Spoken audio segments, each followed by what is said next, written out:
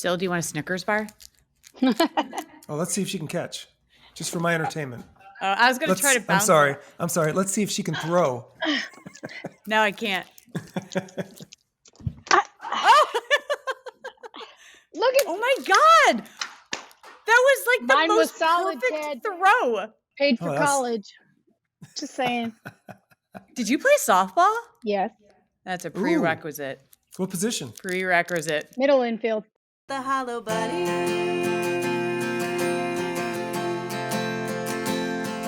And we all feel hollow sometimes. Hey everybody, some leaders are full of substance, others are hollow bunnies. Welcome to the Hollow Bunny Leadership Podcast, where my partner and colleague, Kristen Zeman, and we are going to explore leadership, and we're going to invite guests. And our guest today is an interesting and compelling figure. Our guest today is Carmen Navarro Gercone. Carmen has been with the Cook County Sheriff's Office since 1994, where she began her career, and she was promoted through the ranks, becoming the first assistant executive director for court services. She led a vast department of approximately 1,100 sworn officers and 200 civilian employees.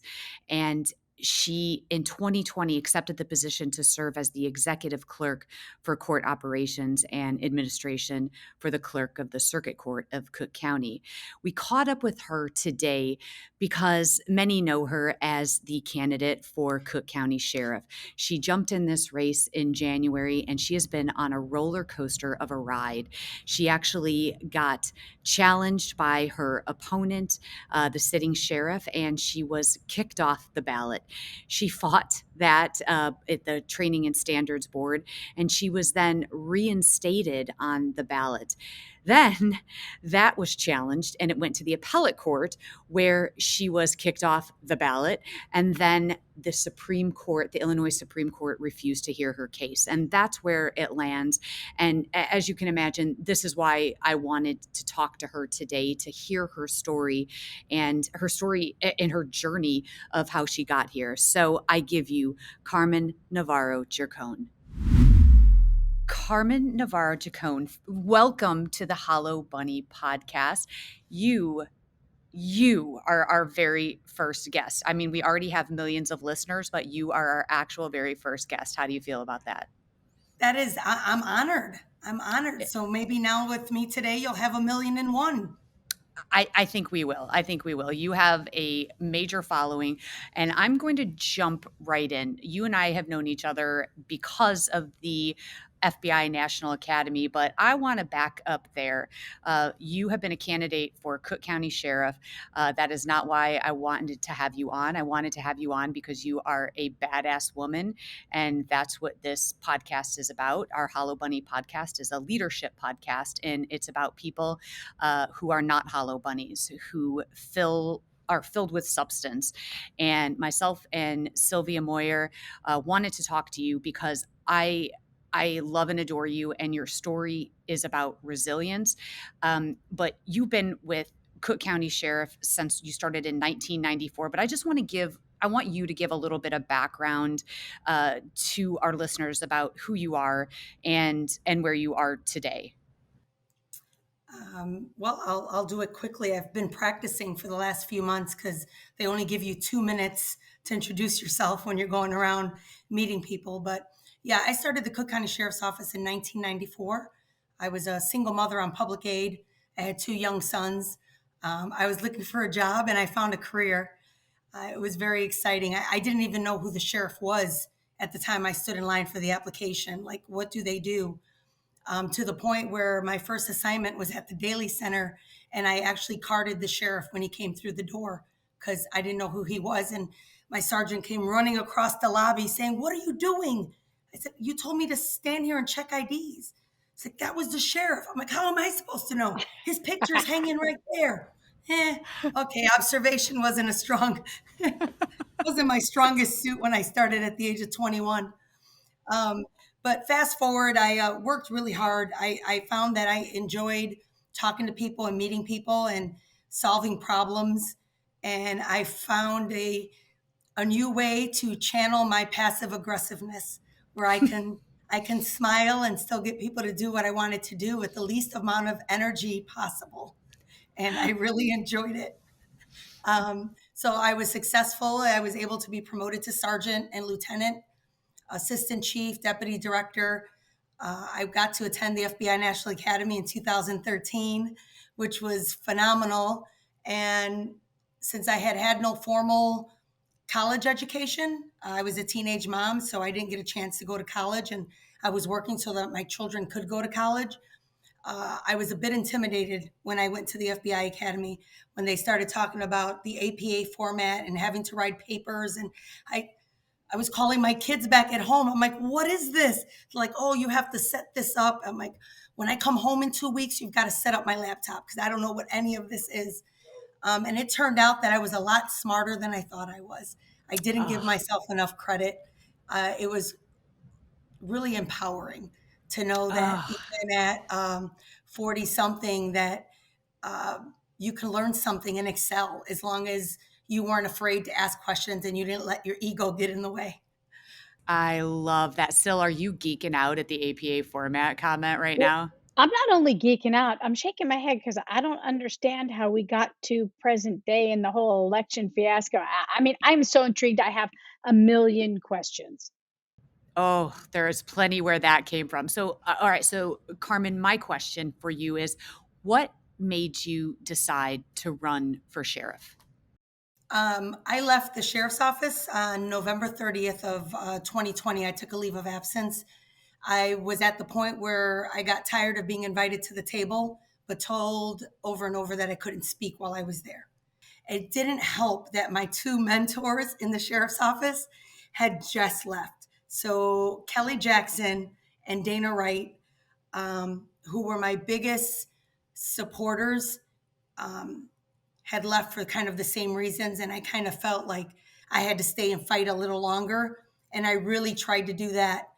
So I left to go work for the clerk of the circuit court. She had just been elected. Her name is Iris Martinez. And she was the first person that I saw, the first politician, public servant that I saw, that when she interviewed me for the job, I had to admit to her, while you were running, I took my grandchildren to a fundraiser for your opponent. And she said, listen, this isn't about politics right now. I'm the new clerk. I need to run this office. And I'm really impressed by your resume. And I want to know what you can do for me here. That was so refreshing to be allowed to do a job, to be hired to do a job and then be allowed to do it. And then continuing to watch her work. When there were people coming in, new positions open, she'd bring me their resume. And she'd say, Carmen, I'm thinking of bringing this person on. But before I do that, look at their resume and you interview them and you tell me if they're right for the job. I was like, Empowerment. wait a minute. You mean I have a choice in all this? The You're the elected gatekeeper. official. Right. I can say no.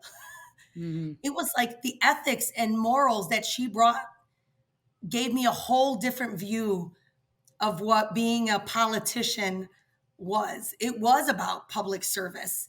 And seeing that, I thought, I can do that for the sheriff's office.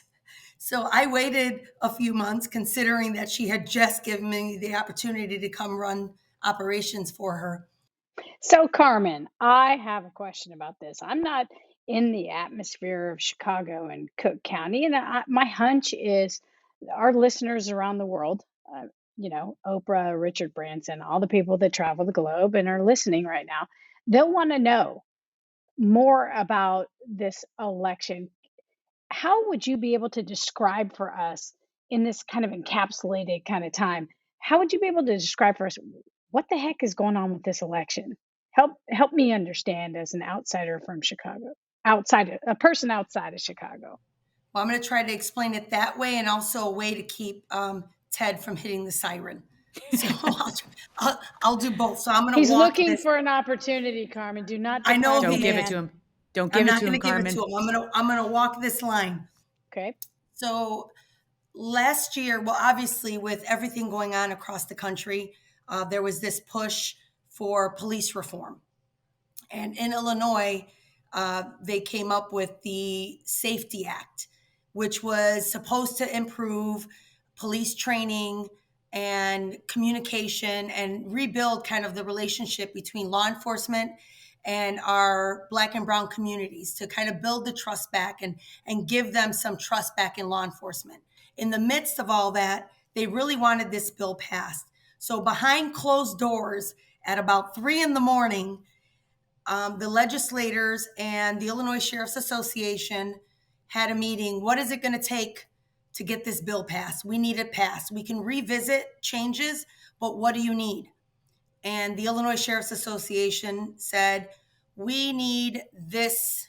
We want this in there, this language.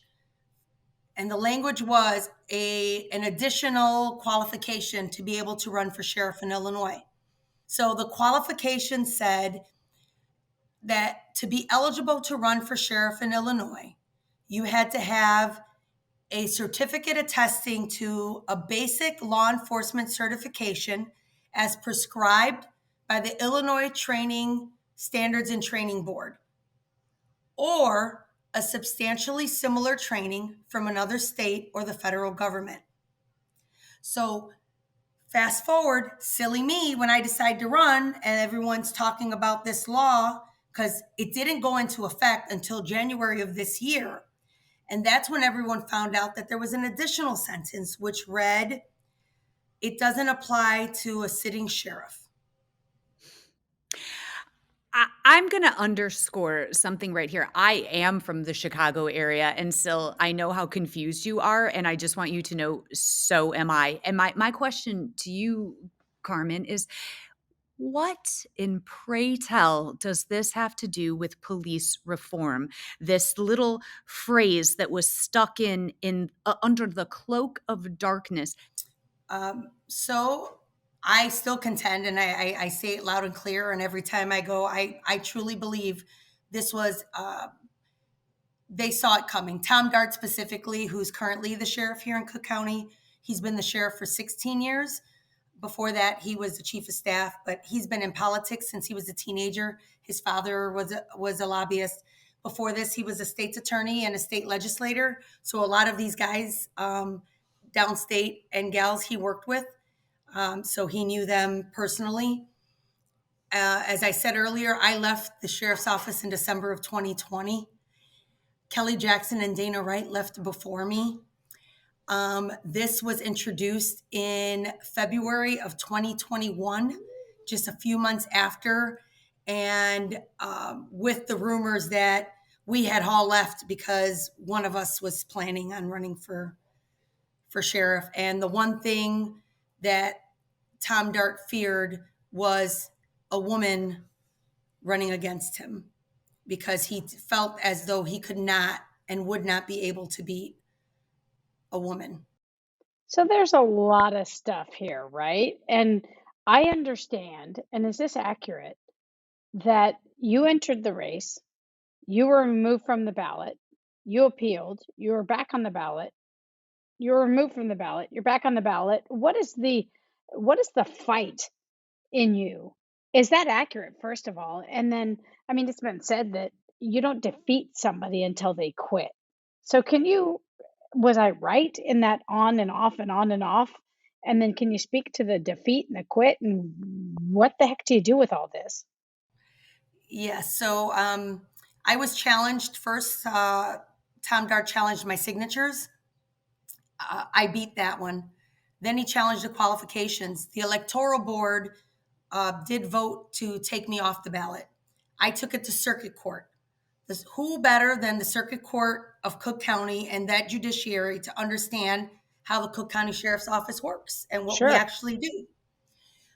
That judge pretty much blasted the electoral board and put me back on the ballot.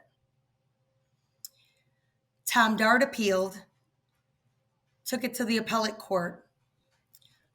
We added an extra, since they took it to the appellate court, I added the issue of whether this extra qualification was even constitutionally correct, because the office of sheriff is the qualifications are laid out by the Illinois Constitution. You can't just change a qualification. It's got to be changed in the Constitution. So we appealed it. The appellate court decided not to have a hearing. They made a decision to remove me from the ballot without having a hearing. So I appealed to the Supreme Court. The Supreme Court decided in one sentence, they will not hear the case, period. No explanation, they're not going to hear the case. What they all fail to understand is that the Illinois Training and Standards Board is the only body in Illinois who can give me the certificate.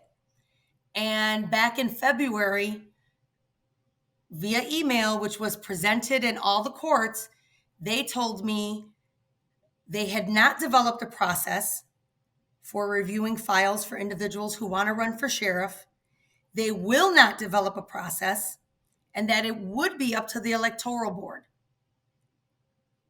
So now basically the courts decided that the training board, who decided at the beginning they would not review my records, now it would be up to them. And Tom Dart sits on that board, by the way, if I didn't mention that at the beginning. What's been the time frame since you originally started this process collecting signatures to present day? I started collecting signatures in January. I filed my statement of candidacy in March 13th, and the Supreme Court came back with their decision Thursday or Friday. So I want to underscore something here, because this is exactly what this conversation is about, is this roller coaster that you have been on. And I have been privy to it because you and I have spoke, but I want to point something out here for, those who are listening. This is the epitome of resilience, because when you were challenged from the beginning, you took that head on and said, he's going to challenge my signatures, and then challenging for you to be on the ballot as well. And this was, as I was watching from the outside in, to me, it was remarkable, because your attitude, and I love your followers and those, your supporters, you would get on and have a FaceTime live and keep people up to date. But what never seemed to wane in you was this perseverance of moving forward. Where does that come from? Is it something that you had to consciously think about? Did you have moments where you just wanted to quit? And what kept you from doing that? I've never wanted to quit. I don't know where it came from. I can tell you that this journey I started, no money, no experience, and no fear. There is no fear. I have nothing to lose. I'm doing it for the right reasons. I have nothing to hide. I decided to run for office because I truly believed it was time for change. As a mother and as a grandmother, no one was looking out for my children. No one is watching out for my family. So what the Supreme Court did, what Tom Dart did, what the Democratic machine did, whoever wants to take credit, they don't understand that what they were seeing wasn't a fire in me. That's me. It's always been me. I'm a very passionate person when I decide to do something, especially when it's about people that I love. And anyone that touches my life becomes family. So what they did was not douse the fire. They lit the damn flame. If they thought that was the end of it, like that was nothing. You can't expect me, no, because I said so. If my parents were still alive, they tell you, oh my God, these people are effing crazy. Did they just tell you because I told you so? Because it didn't work when my parents said because I said so. Like it's still not over for me. And it's not that I'm bitter, and it's not that they didn't beat me. Mm-hmm. As far as I'm concerned, they cheated. I know what they did, and I'm going to make sure that I hold everyone accountable. Sylvia, to your question earlier, it's the governor, it's the legislators, it's Tom Dart, it's the leaders of the Black Caucus, because I've spoken to them as well. And they're like, oh, you'll be fine. The spirit of the law wasn't meant to keep someone like you with experience off the ballot. It was, oh, really? Well, now it did. So are you going to step up? Because if not, I'm holding you accountable.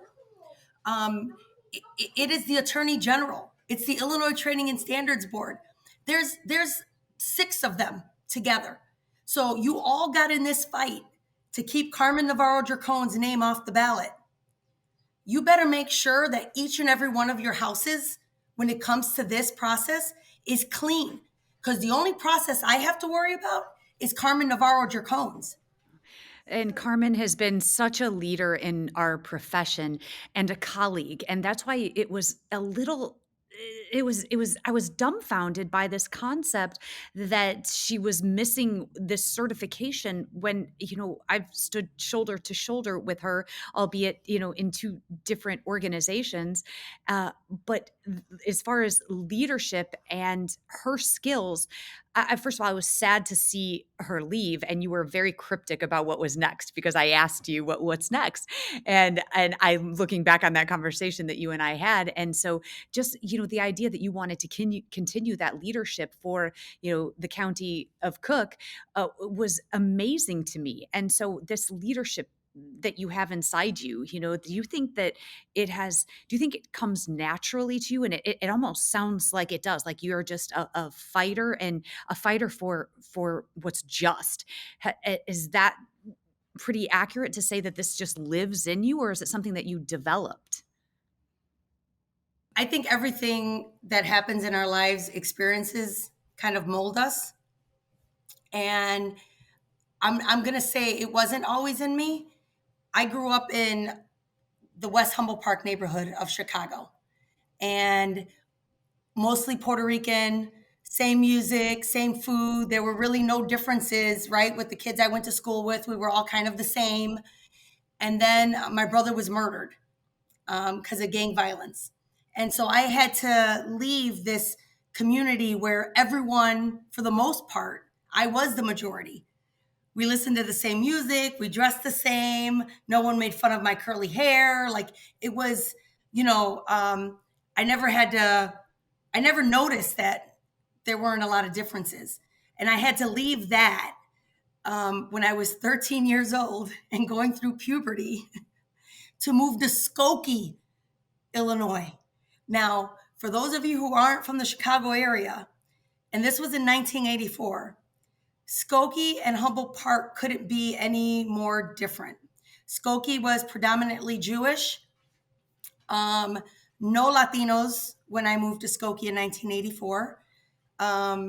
And for example, it was separate grammar schools and middle school. Like for Christ's sake, I went to school at CPS. It was kindergarten through 8th grade. We didn't have a field to play soccer on. We had crates for the basketball hoops. Like, it was, they didn't have the swings hanging. We used the swing set as monkey bars because we had no swings, but we didn't realize we were missing anything. Now I go to Skokie and we have a track. We had 4 different things in gym class, like gymnastics, and I learned how to do ribbons, and it was craziness. You I'm admit that? Yeah. Yes, I admit it. I actually enjoyed Maybe it. we could edit that out.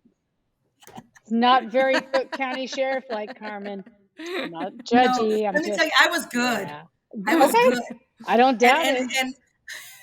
And I learned to listen to Iron Maiden instead of Carmen. WBMX. So so there were a lot of differences. So going to Skokie, my first summer there, people were mean. Kids were mean. Yeah. My brother and I tried to go to the park down the street to play, and it got to the point where we couldn't go by ourselves because we would get knocked off the bike. Kids were spit on us, and their parents sometimes weren't too far away when it would happen, but no one stopped it. So I stopped going to the park. I kept going into the city with my mother on the bus because my mom hated it there too. My mother didn't speak English. She hated being in Skokie. So I'm So just clarifying, the people in Skokie aren't going to vote for you, right? no, they are. They love me Oh, now. shoot. Listen, I was called by the end of 7th grade. I had attended enough bar mitzvahs and bar mitzvahs that my nickname was Juana Epstein. That's what they Okay. called me. They Okay. called me Juana So, Epstein. so all of that experience really kind of framed who you are and really filled you with this perspective and grit, right, Carmen? And it's so interesting because what did Eleanor Roosevelt say? You never know the strength of a woman. She's like a tea bag. You never know her strength until she's in hot water. Do you feel like this was your hot water moment, this challenge? And and if yes, why? And if no, like, what do you learn from that? And this whole opponent thing, a candidate that wants to just be the only person on the ballot and use whatever means to remove anyone from the ballot, if that was what occurred here, what kind of do you get from that? That's kind of I don't want to simplify it, but for Okay. me, it's kind of, I need a reason. Like, it's not just the millennials that need to know why. Like, I'm 50 years old. I need to know why. Okay. It doesn't, especially when I have people around me who constantly say, oh, that doesn't seem right. Well, they shouldn't be able to do that. Well, I agree. So why am I the only one speaking up? It's as simple as what you said earlier. You can't beat me unless I quit. And I'm not quitting. Right now, I'm still focusing on, I can't let this go. I'm not on the ballot. There are 2 people on the ballot. It's Tom Dart and a sergeant from the Chicago Police Department. Okay. I cannot tell you how many phone calls, how many emails, how many text messages I've gotten asking why I'm not supporting or throwing my endorsement. If I didn't want Tom Dart as sheriff, why aren't you then endorsing the other person? Hmm. The reason I stayed in the fight was bigger than just me being on the ballot. The reason I'm fighting is because 90% of the men and women who currently work for the Cook County Sheriff's Office have the same certification and the same qualifications I do. And if I don't fight, that means none of them will ever be able to run for sheriff in Illinois. And that is not okay with me. People don't understand that, especially with women, we fight a lot harder when it's for other people. That's why we're good at our job, because it's always about what is for the greater good. It's not always Mm. about us. It's about our family, it's about our community, it's about our right. It's always about something else. It's no different with this election. So when people ask me, well, why can't you just support the other guy? If you don't think Tom Dart should be sheriff again, then get behind the other guy and get him elected. Getting the other Yes. guy elected means still 90% Yeah. of the sheriff's office. What does that mean? My career doesn't matter. Their career doesn't matter. We have officers who've died from COVID, from suicide, because they've given their entire lives to this office and they don't matter. That's not okay with me.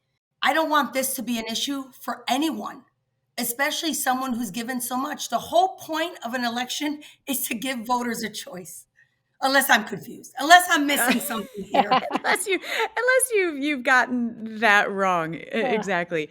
So, Carmen, I just want to say, in my experience, when people are afraid of an outcome, they attack the process. And that's what it sounds like to me. And I think that we should all be open to having a worthy rival. And I think that you most certainly are that worthy rival. And perhaps, that's what instills fear in an opponent. And I just want you to know how much I respect you and how I think this also is a lesson for not just women, but for people everywhere, that there is no giving up in the face of adversity. And so, thank you so much for telling us your story. Well, thank you for allowing me to tell you my story. Carmen, Viktor Frankl was known to have said that suffering ceases to be suffering when it has meaning. And in this suffering, you're transitioning it to meaning, and maybe that's your leadership imperative. That's your filling your bunny is really to advance this, because what can be achieved is eliminating this obstacle for others, and that might be the meaning. Who knows? It's really, really interesting, and it's an empowering position for you to shift this from kind of this anger and suffering into a very meaningful path that you're going to walk as a leader. One thing I just want to leave everyone with to remember, my mom always said to us, everything you go through in life isn't always meant for you. Hmm. Oh, Somebody had to see Wow. you go through it. Somebody had to see you experience it so that they know the next time they face something that they can be as brave and as strong and that they can face it as well. well, here is what I know. You are not a hollow bunny. In fact, you are filled with all kinds of substance. So before we let you go, what is your bunny filled with? I mean, do you choose caramel? Do you choose, like what's the filling in a bunny? I don't know, but you have to tell us what your bunny is filled with. So I try not to get emotional. It's very difficult, but it really is um, filled with the all the favorite meals my mama made when I was growing up. Mm, mm. Um, you could bite off the ear and there's your arroz con gandules that my mom would make for special celebrations. You can bite off the bunny tail, which I know, Kristen, is your favorite part. You start at I the bite butt. the I butt. know that. I bite the butt. And you can have a little, arroz con pollo. Um, but my mom always made us feel better with food. Mm, And so my bunny is filled with all those things that bring the nostalgia back, that let me know that um, I'm always in a safe place, and that my mom's always with me, and that her words are always going to be with me, and that her words and her food and her recipes will continue to nourish me and my soul my entire life. So my bunny is filled with all of my favorite meals that my mom made. That's what mine is filled with. oh, Oh, thank you. man. Amen to that. And to mom who is watching you, you just made me realize why you are the way you are and what a gift. So thank you so much. It is, of course, an honor being your friend, but even more of an honor watching you as a woman, a strong woman, navigate these landmines. And so thank you for taking on this fight. And I know you will not rest. So thank you so much. Thank you. Thank you very much. And thank you for not hitting the alarm, Ted. No sirens. Bravo, No Carmen. sirens. No sirens. All right. Take care, Carmen. Thank you. Bye bye. Thank you. Kristen. She's Wow. remarkable. She's remarkable, right? Yeah, I mean, there's so much substance there, and so much in terms of these little leadership imperatives to digest and to marinate on, and it was really compelling. The most troubling was the ribbons. That was the only weird part, but other than that, she's got a super compelling story. Yeah, you know what I loved most is the concept of her doing this for others, is that Mm, if she stops fighting, then those in the correction side of law enforcement who are also in this criminal justice ecosystem, and that if she gives up this fight, then those who come behind her can't ever run for office. And I think the true testament of a leader is having that concept of paving the path for those who come behind you. sure. Sure, and you have to wonder what was so scary about her. What did she represent that was so disturbing and disquieting in this time where we're challenging the way that police show up in communities? Yeah, I tell you, and she has been so transparent, and open. And this is what I think we're all craving right now in our elected officials is just that. And you know what? Dare I say, she's also got just such a fiery personality. And I just admire her tenacity so Yeah, much. And I think that's why she was so fitting to be our first guest, is because, and even when she gave a shout out to Kelly and Dana, who I know very well, and I'm going to give that same shout out, they have been so supportive. And it was, everyone thought that Dana was actually going to run, and everybody in Cook County will know who these people are. But, she's also talking about supportive women in her life. And, sure. that's a lot of what we talk about as well. Right. And it's very, very interesting. She's our first guest. I mean, there were a number that wanted to be our first guest, and we chose her because she is this real incredible figure. So compelling. And let's kind of close on this. Wow, wow, wow, wow, wow, what fills her. Yeah. That was That's bigger than just filling. Yeah, that's the stuff right there. I mean, that transcends, just the idea of even when we think about leadership, but that she is filled with all of these character traits that Yeah, obviously came from someone that she admired and looked up to, her mother that instilled these traits in her. And so it's sure. so obvious when we asked her at the beginning, where does this come from? And she said, I really don't know. And then right at the end, it's like, I wonder if she even What? knows. Yeah, it's crazy. Yeah, Yeah. I mean, because the Hollow Bunny is really this figure that looks like it's going to be really advancing, and it's this it's this figure, right? It's the symbol of something that looks shiny and it's going to advance and enrich. But then you snap off an ear, bite a butt or something, and it's empty. It Yeah. She certainly reflects her feelings. She certainly reflects the richness of her culture, her experience, her drive, her character, and just the way that she shows up in this incredible way. So she's no hollow bunny, Kristen Zeman. Good job on the first guest. Yeah, I'm so excited to see what Carmen does next, and I think we all are, so So let's ring this in, Kristen Zeman. So for those of you that were listening, thanks for listening and getting a little nibble, a bite, something to marinate on, chew on in terms of your leadership journey. Thanks for listening to this podcast. If you like it, subscribe, leave us a review, share it with your people, and well, first of all, if you don't, just shut your mouth. And now I give you the Hollow Bunny theme song, written and performed by my amazing son, Jake Zeman, and his talented friends, Fabian and Zoe.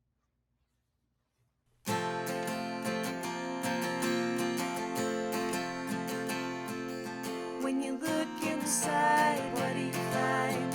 Are you content to fall behind? When you lose your way and you've lost your why, have courage and get ready to fight the hollow bunny.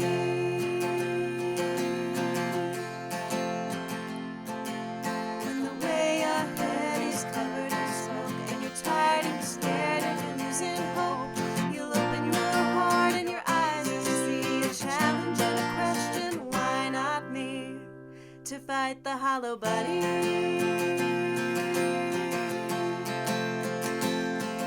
And we all feel hollow sometimes, but the monsters are only in your mind. It's a tough pill to swallow, but if you're brave and kind, you'll be alright. If you fight the hollow bunny.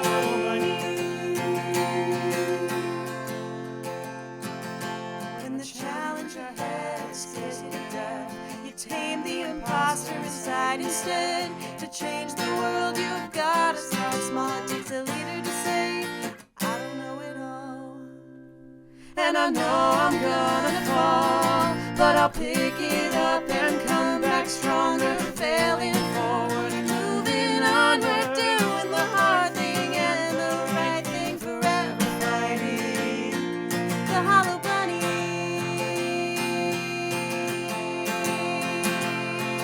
And we all feel hollow sometimes, but the monsters are all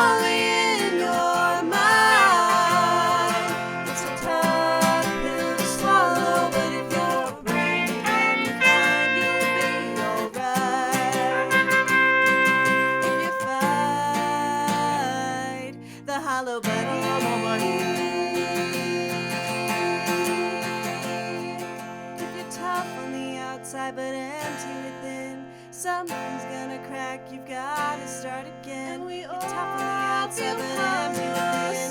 Someone's gonna crack, you've gotta start again. The hollow monster